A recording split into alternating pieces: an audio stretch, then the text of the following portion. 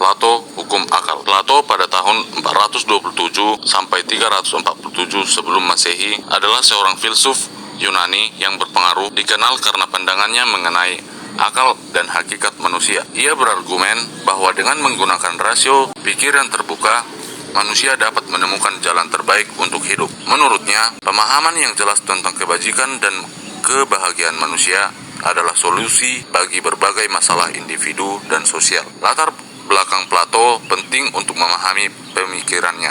Ia lahir di Athena dalam keluarga berpengaruh di tengah kemakmuran dan perkembangan demokrasi. Athena adalah pusat intelektual, tempat munculnya banyak pemikir termasuk Socrates yang sangat mempengaruhi Plato.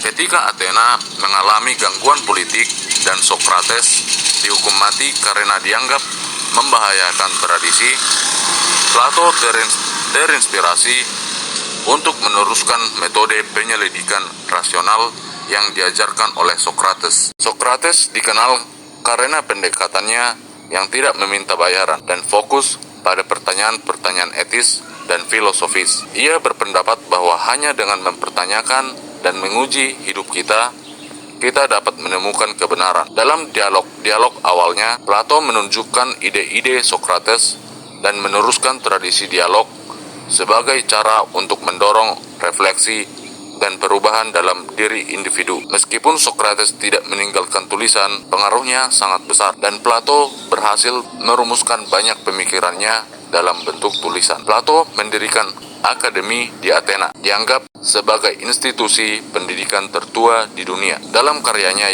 yang paling terkenal, yaitu Republik, ia menjelaskan pandangannya tentang masyarakat ideal serta hakikat dan kebajikan individu. Republik terdiri dari 10 buku yang membahas berbagai topik, termasuk metafisika, epistemologi, psikologi, moral, politik, dan pendidikan. Dalam dialog-dialognya, Plato berargumentasi bahwa pengetahuan tentang kebenaran dan hakikat manusia dapat diperoleh melalui penyelidikan sistematis. Ia percaya bahwa dengan pengetahuan ini, individu dapat mencapai kebahagiaan dan berkontribusi pada kesejahteraan masyarakat. Pemikirannya tentang idealisme, teori bentuk juga muncul dalam Republik, di mana ia menggambarkan dunia ide sebagai realitas yang lebih tinggi daripada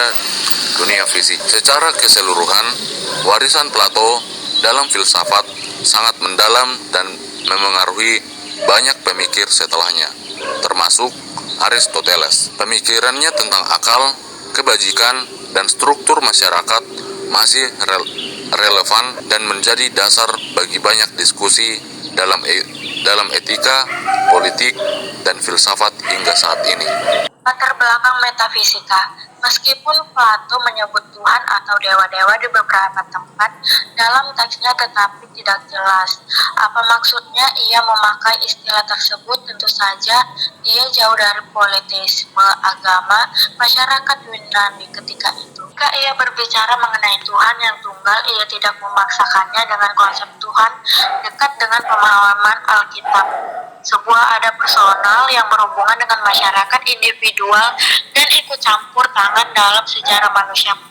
Plato memiliki konsep yang ideal yang lebih abstrak dalam Philebus. Hal yang paling dibedakan dalam metafisika Plato adalah apa yang disebutnya teori mengenai bentuk-bentuk dalam bahasa Yunani eidos. Pada topik ini secara khusus kita harus ingat bahwa ia adalah seorang pionir dalam bidang filsafat, bergumul untuk mengekspresikan dan menjelaskan hal-hal yang fundamental.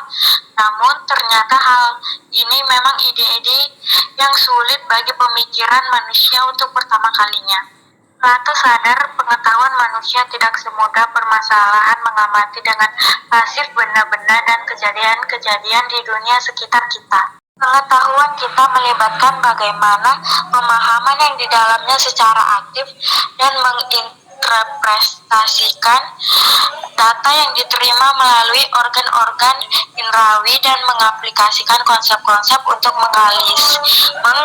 mengklasifikasikan semua yang ditangkap dengan menggunakan kekuatan rasio kita. Terdapat 4 aspek utama dalam bentuk-bentuk dalam topik ini, yaitu aspek logis atau semantik, berkaitan dengan makna dan konsep.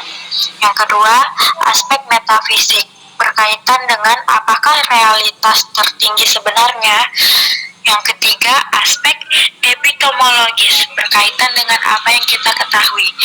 Dan yang keempat, aspek moral, berkaitan dengan bagaimana seharusnya kita hidup. Pada nomor 570, Plato membedakan benda-benda yang baik dan benda-benda yang indah dari bentuk tunggal kebaikan dan keindahan. Kaum nominalis berpendapatan tidak ada sebuah konsep tunggal dalam pandangan umum meskipun banyak kesamaan di antara konsep-konsep umum tersebut. Dari sini tempatnya teori metafisika Plato yang utama adalah di samping dunia yang terdiri atas benda-benda yang dapat berubah dan rusak, ini terdapat sebuah dunia lain yang memiliki bentuk-bentuk abadi yang tak berubah. Jika Plato hidup saat ini, mungkin dengan cepat ia akan menunjukkan bagaimana gambarannya mengenai kondisi manusia ini yang dapat terlihat pada orang-orang yang mendapatkan pengetahuan dengan menonton televisi, film, dan layar komputer. Teori tentang hakikat manusia. Plato adalah salah satu sumber utama pandangan dualistik yang menyatakan bahwa jiwa manusia atau pikiran adalah entitas non-material yang dapat tinggal terpisah dari tubuh. Menurut Plato, jiwa ada sebelum kelahiran terjadi, sesuatu yang tak dapat hancur dan akan hidup abadi setelah mati. Plato menyatakan dengan cukup masuk akal bahwa kemampuan menyadari validitas langkah-langkah dan perlunya sebuah kesimpulan merupakan sifat bawaan sejak lahir. Argumen Plato selalu berasal dari studi yang berharga dan hati-hati. Sekalipun orang tidak setuju dengannya, orang dapat belajar banyak dengan mencoba mencari di mana kesalahan mereka. Ia yakin dengan kuat seperti sebuah kepercayaan kepada agama bahwa jiwa imaterial yang dapat meraih pengetahuan bentuk-bentuk bukannya tubuh. Ia membandingkan jiwa dengan yang ilahi, rasional, abadi, tidak dapat hancur dan tidak berubah. Sejauh ini, Plato mendasarkan analisisnya pada hal-hal yang sudah dikenal akrab. Sekarang ia mulai melangkah pada postulat eksistensi 3 unsur hakikat kita. Hal ini terlihat dalam kasus-kasus konflik jiwa yang berbeda. Contoh pertama yang diberikan adalah sesuatu yang aneh. Sebuah cerita mengenai seseorang yang merasakan kepuasan ketika memandang tumpukan mayat dan pada saat yang sama merasa jijik karena mengingat kepuasan semacam itu. Bagian 440. Plato menyatakan bahwa untuk menjelaskan konflik batin seperti ini, kita perlu mengetahui eksistensi jiwa kita pada elemen ketiga yang disebutnya roh atau hasrat. Argumennya untuk kasus ini kelihatannya tidak terlalu jelas karena di sana terdapat sebuah emosi kemukaan diri yang terlibat, bukan hanya sebuah kesadaran intelektual mengenai irasionalitas atau sesuatu yang tidak diinginkan dari keinginan sendiri. Kita harus benar-benar setuju bahwa emosi adalah sesuatu yang berbeda dari hasrat tubuh dan penilaian rasional atau moral. Cinta tidak sama dengan nafsu ataupun penilaian atas kualitas-kualitas mempesona dari orang yang dicintai. Kemarahan, kejengkelan, ambisi, agresi, dan keinginan untuk berkuasa bukanlah keinginan-keinginan tubuh ataupun penilaian terhadap hal-hal yang berharga atau tidak berharga, meskipun tetap melibatkan penilaian. Juga Plato melihat bahwa anak kecil dan bahkan binatang-binatang menunjukkan roh sebelum mereka menunjukkan rasio. Siapapun yang pernah berhubungan dengan anak kecil dapat menegaskan kebenaran ini dari kepekaan roh mereka, penegasan diri, keras kepala, dan atau kadang-kadang agresi dan gangguan. Plato menyatakan bahwa roh biasanya ada di samping rasio ketika konflik batin muncul. Namun jika roh merupakan elemen yang berbeda dalam pikiran, pasti ada beberapa kasus di mana ia bertentangan dengan rasio. Plato mengutip syair Homer, "Lah membukul dadanya dan menghancurkan hatinya." Untuk mengkonfirmasikan hal ini, dan dengan yakin kita dapat menambahkan contoh-contoh dari pengalaman kita sendiri, saat-saat dimana kita menjasakan emosi-emosi kemarahan, cemburu, atau cinta yang kesemuanya ini biasa kita nilai tidak rasional, ketidakinginan, atau bahkan imoralitas. Bahkan, mungkin ada kasus di dalamnya orang ditarik dalam 3 arah berbeda oleh 3 elemen tersebut, contohnya oleh nafsu, cinta romantis, dan penilaian rasional tentang pasangan yang akan hidup bersama kita nantinya. Jelasnya, emosi adalah salah satu unsur hakikat manusia, namun apakah Plato juga melihat bahwa ada hasrat atau dorongan-dorongan manusia yang bukan nafsu tubuh dan bukan juga emosi secara tepat, seperti penegasan diri, ambisi, atau keinginan untuk kaya? Sebuah pembeda 3 unsur bagian jiwa yang menjadi standar khususnya sejak kemunculan kekristenan adalah rasio, emosi, dan kehendak. Kebanyakan diskusi Plato terlihat lebih berhubungan dengan laki-laki daripada wanita. Namun ia sendiri memandang keduanya memiliki persamaan dan perbedaan secara alami, bahkan subversif sifatnya. Dalam masyarakat Yunani, wanita hampir-hampir tidak memainkan peran apa-apa dalam kehidupan publik karena dikhususkan untuk menjalankan tugas-tugas rumah tangga saja. Diskusi filosofis mengenai cinta dalam dialog-dialog platonik hampir semuanya cinta di antara pria dan menjadi napas masyarakat masa itu. Meskipun begitu, Plato berpendapat bahwa tidak ada fungsi dalam masyarakat yang perlu diluruskan berkenaan dengan kedua jenis seks tersebut. Ia mengakui beberapa wanita atletis, musikal, filosofis, dan bahkan memiliki roh kuat atau memiliki pikiran menakjubkan yang dimaksudkannya adalah keberanian yang cocok untuk tugas-tugas militer. Ia masih berasumsi bahwa pria rata-rata lebih baik daripada wanita dalam segala hal, namun ia berpikir pembedaan mutlak hanyalah yang sifatnya biologis. Laki-laki menurunkan anak-anak dan wanita melahirkannya, sedangkan perbedaan lainnya hanyalah masalah tingkatan. Hal terakhir yang akan dibahas dari teori hakikat manusia Plato adalah aspek sosial yang tak dapat dihilangkan darinya. Hidup dalam masyarakat merupakan sifat alami bagi kemanusiaan. Diagnosis, rasio roh dan nafsu hadir dalam bermacam-macam tingkatan dalam setiap diri manusia. Berdasarkan pada elemen mana yang dominan, maka terdapat 3 jenis orang yang hasrat utamanya berusaha meraih pengetahuan, reputasi atau material. Plato menggambarkan mereka dengan terhormat sebagai filosofis, mencintai kejayaan dan mencintai kekayaan. Bagian 581. Ia memberikan pandangan jelas mana di antara 3 hal ini yang harus memerintah. Rasio seharusnya mengontrol roh dan nafsu, bagian 590. Namun, masing-masing wilayah itu memiliki aturan sendiri-sendiri untuk bermain. Idealnya harus ada persetujuan harmonis di antara 3 aspek. Hakikat kita tersebut di bawah perintah rasio. Plato menggambarkan kondisi ideal manusia dan masyarakat dengan kata Yunani dikaiosune, yang secara tradisional diartikan keadilan. Namun ketika diaplikasikan pada individu-individu, istilah ini tidak sama dengan konotasi hukum atau politik modern. Mungkin tidak ada satu kata Inggris yang dapat menggambarkannya dengan tepat.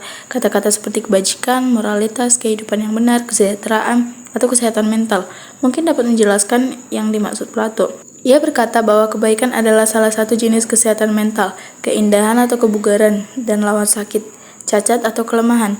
Titik fundamentalnya apapun yang baik atau buruk bergantung pada hakikat kemanusiaan kita, sebuah rangkaian kompleksitas faktor-faktor dalam tatanan psikologis kita. Teori mengenai bagian-bagian jiwa atau dengan latar belakang teori bentuk-bentuk sebagai objek-objek pengetahuan merupakan definisi ideal Plato bagi kesejahteraan individual dan sosial, dan ketika ia melihat kenyataan pada zamannya ternyata sangat jauh dari idealitas tersebut. Masalah-masalah individual manusia yang didiagnosis Plato adalah masalah yang berhubungan erat dengan kerusakan masyarakat manusia. Sebuah masyarakat yang tidak sempurna cenderung memproduksi individu-individu cacat dan individu yang bermasalah atau kurang terdidik menyumbangkan masalah-masalah esensial. Plato menyatakan bahwa keadilan secara esensial sama dalam individu dan masyarakat bekerja secara halus dalam seluruh bagian jiwa atau kelas dalam negara. Bagian 435. Hilangnya harmoni semacam ini adalah ketidakadilan. Namun ada beberapa ambiguitas dalam republik tentang berapa jauh individu dapat mengubah diri mereka sendiri tanpa reformasi institusional atau berapa jauh perubahan masyarakat berasal dari improvisasi individual. Ini merupakan sebuah masalah yang masih ada bersama kita. Plato memulai tradisi penyelidikan rasional mengenai bagaimana kita seharusnya hidup yang nantinya akan dilanjutkan lebih jauh oleh Aristoteles dengan dunia metafisik yang sedikit berbeda. Saya kira tidak ada yang dapat lebih menyenangkan Plato daripada mengetahui bahwa beberapa orang dari kita masih meneruskan pencarian etika ini.